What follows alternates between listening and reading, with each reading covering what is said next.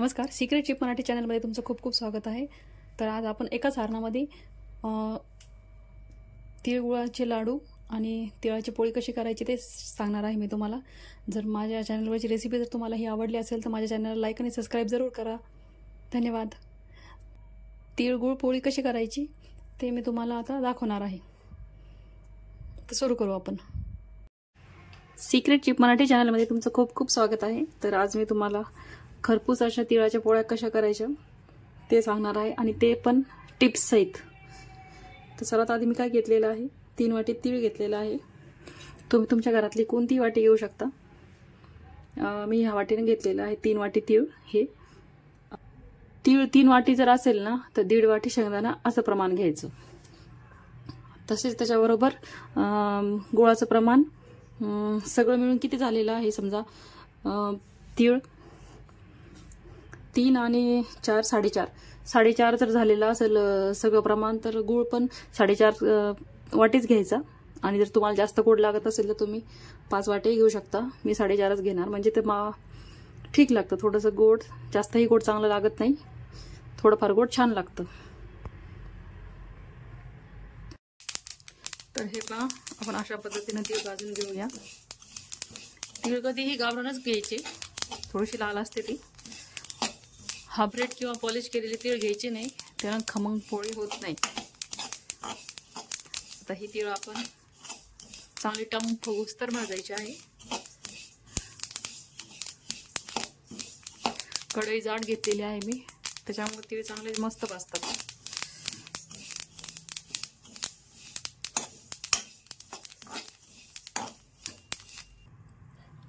त्याचप्रमाणे 1.5 वाटी शेंगदाणे आहेत, ते पण आपण थोडेसे असे भाजून घेऊ, जेणेकरून त्याचं साल्ट सहज निघेल।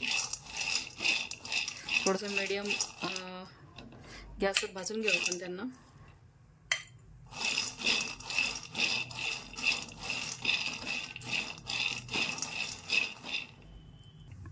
हे पहा, अशा पद्धतीने आपण शेंगदाणे भाजलेले आहेत। आता ते उतरून घेऊ आपण। आता काय करायचं, ह्या शेंगदाण्याचा आपण साल्ट काढून घेऊ थंड झाल्यानंतर। तर आपण आता पीठ मळून घेऊ। सर्वात आधी आपण एक ताट घेतलेलं आहे, ताटामध्ये आपण 1 वाटी गव्हाचं पीठ टाकू। त्यानंतर 1 वाटी मैदा टाकू आपण। त्यानंतर अर्धा वाटी चना डाळीचं पीठ टाकू।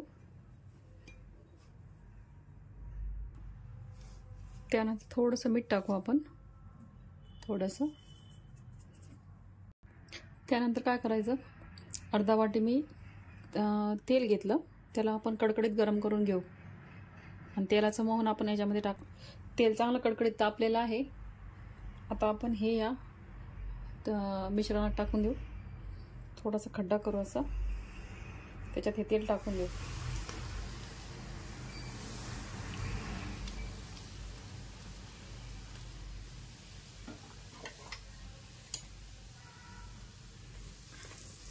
आता त्याला व्यवस्थित मिक्स करून घेऊ आपण।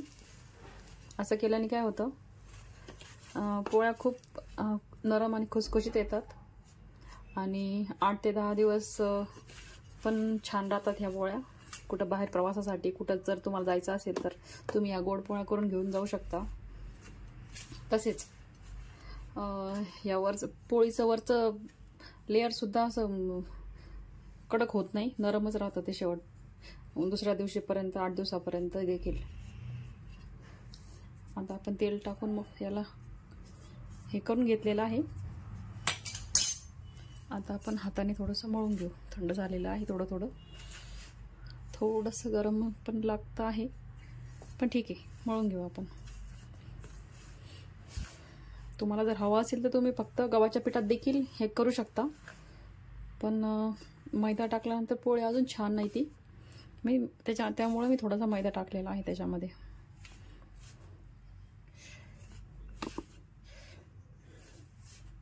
मोहन खूप मस्त बसलेला आहे, त्याला मस्त असा घट्ट असा गोळा तयार होत आहे, म्हणजे मोहन बरोबर आहे।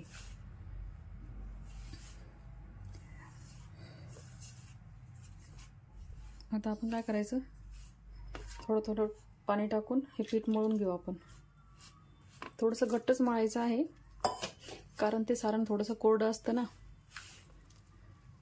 मग ते भरल्यानंतर बाहेर निघू नये म्हणून थोडंसं घट्टच मळायचं पीठ.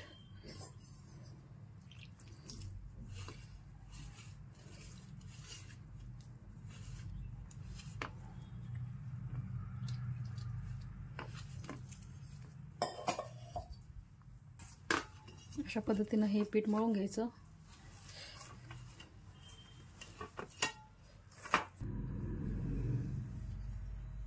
अशा पद्धतीनं पीठ मळलेलं आहे. त्याला आपण वरतून तेल लावून ठेवू.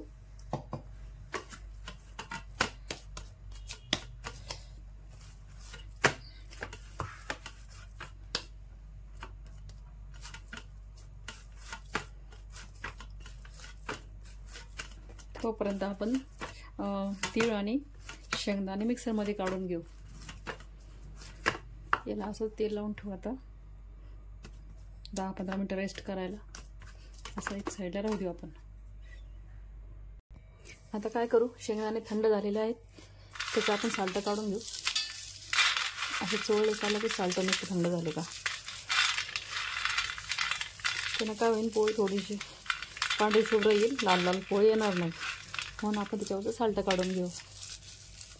ते झालं का दोन्ही मिश्रण आपण एकदम बारीक पल्स मोडवर करायचं आहे आणि असं काढायचं आहे जेणेकरून त्याचं तेल निघणार नाही. अशा पद्धतीने मिक्सर चालवायचं आहे त्याचं.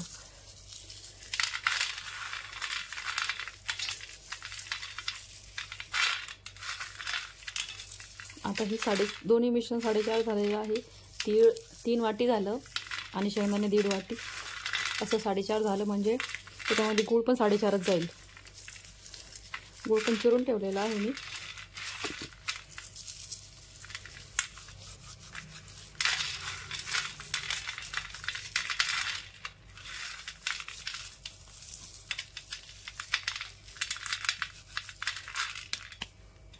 आता याला फटकून घेऊ आपण.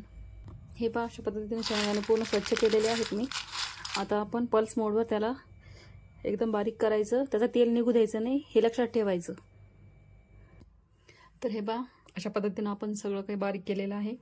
आता यामध्ये आपण मी चिरलेला गूळ आहे तो 4.5 कप टाकून देऊ. 4.5 वाटी टाकून देऊ. 1 वाटी,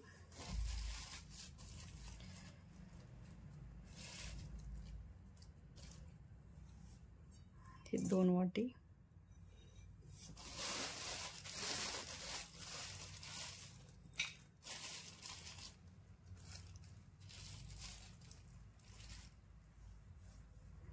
तीन वाटी,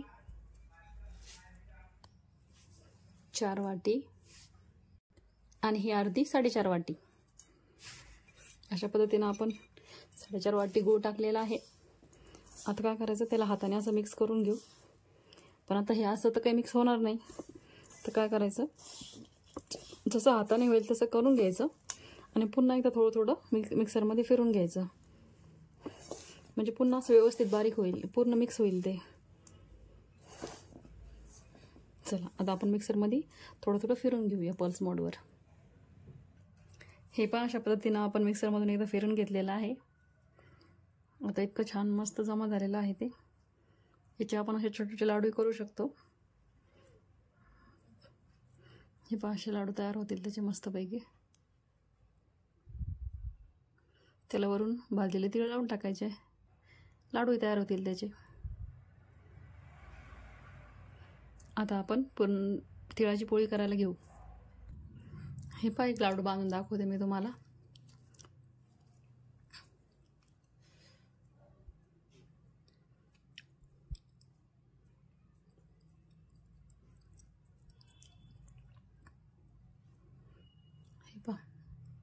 हे पहा लाडू किती छान बांधलेला आहे.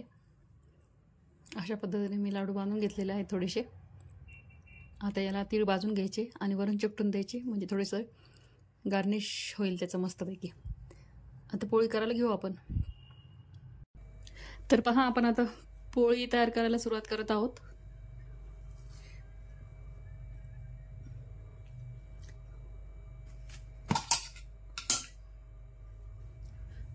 थोडंसं पीठ घेऊ आपण हातामध्ये. हे पहा, थोडंसं पीठ घेतलेलं आहे मी हातामध्ये. त्याला थोडंसं हे करून घेऊ आपण, मऊ करून घेऊ त्याला थोडंसं जोडून जोडून. पीठ एकदम छान आणि नरम चटक झालेलं आहे.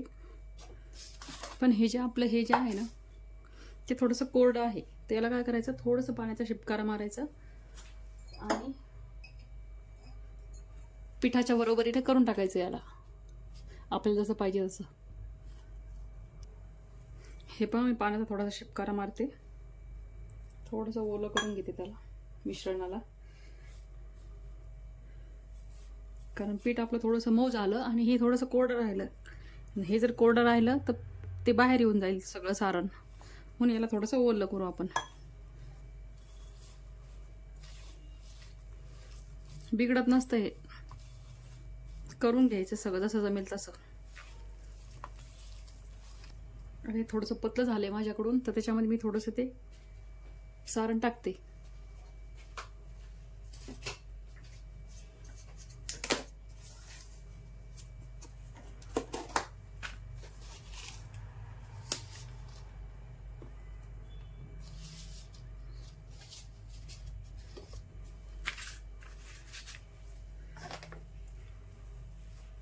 आता कट झालेलं आहे ते पोळीप्रमाणे.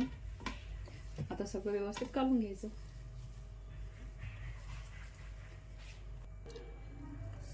हे पहा, आपण पोळी करायला सुरुवात करत आहोत. आता काय करायचं, पुरणाची पोळी सारखं असंच करायचं त्याला, जसं आपण पुरणाची पोळी करून घेतो तसं. थोडीशी लाटून घेतली. आता हे सारण भरायचं त्याच्यामध्ये असं.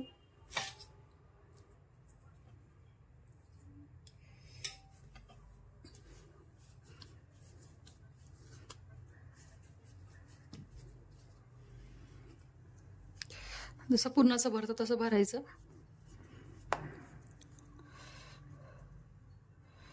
एक्स्ट्रा कापून काढून द्यायचं. आता याची छान मस्त पोळी लाटायची.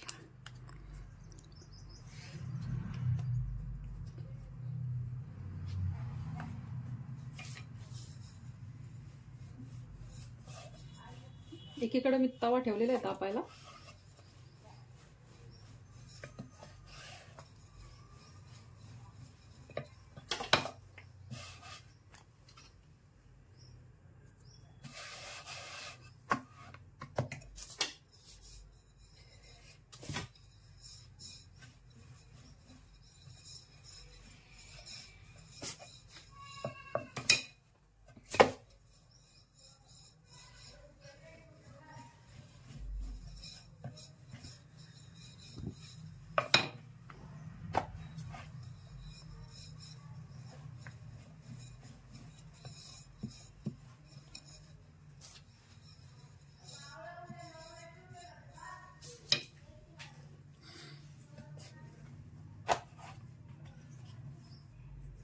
तर हे पहा, अशी पोळी लाटलेली आहे आपण. आता आपण ती आता गॅसवर भाजून घेऊ.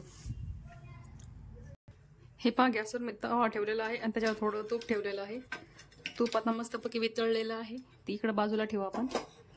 आणि त्याच्यावर ही लाटलेली पोळी टाकून देऊ.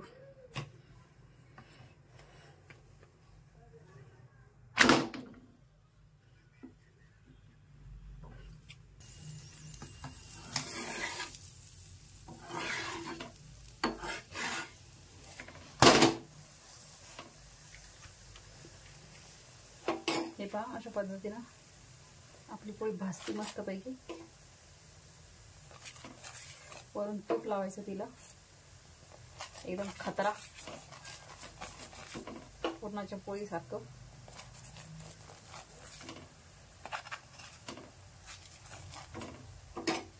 तिला मंद आचेवर भाजून घ्यायचं.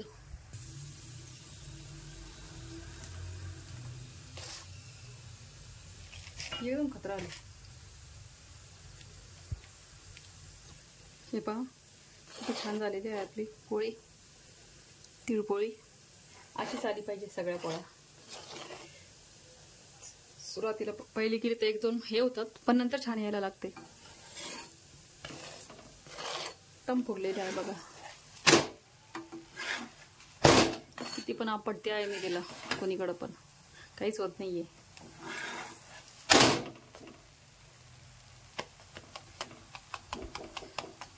किती फुगलेले आहे बघा.